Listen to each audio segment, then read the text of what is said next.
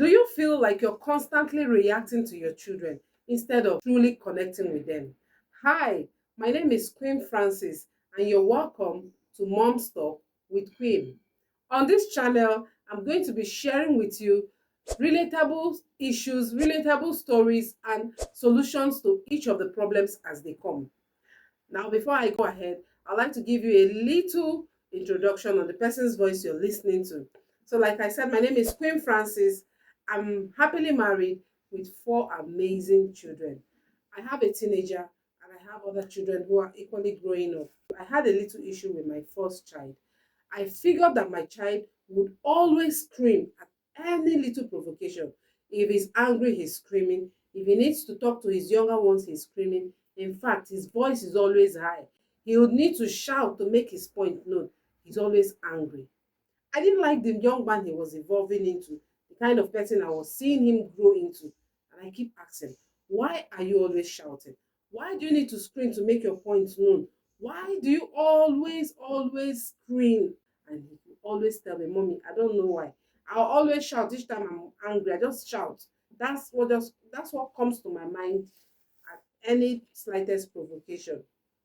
I started asking, why is this so? Why is this young man growing this way? And then I found out that my child has always been emulating me. In fact, I am the mother of shout. I am Mrs. Shout. I am mommy the shouter. I would always shout each time my children, I need to get them to listen to me. Each time I want to ask them to do anything, I will scream. My voice is always on gear 5. I'm always shouting. I wasn't proud of myself. I didn't like the mother I was. I didn't like the mirror I was putting up for my children to emulate. I started making research on how I can truly stop shouting, how I can stop yelling, how I can be the mother my children deserve, how I can instill the right values into these children. And as I made these discoveries, I started putting to practice every discoveries I was making. I tell you for free, there are lots and lots of changes. First off, I no longer scream.